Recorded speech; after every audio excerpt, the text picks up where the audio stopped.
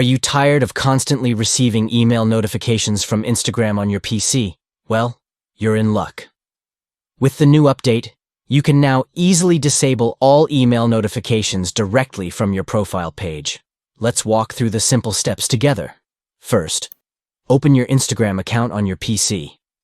Once you're logged in, head over to the bottom left corner and click on your profile. Now, look for the gear icon which represents your settings. Click on it to open up the settings menu. Within the settings menu, you'll find an option for notifications. Click on it to access the notification settings. Here, you'll see a list of different notification options. To disable all email notifications, simply toggle off all the options on the page. And that's it. You have successfully disabled all email notifications from Instagram on your PC.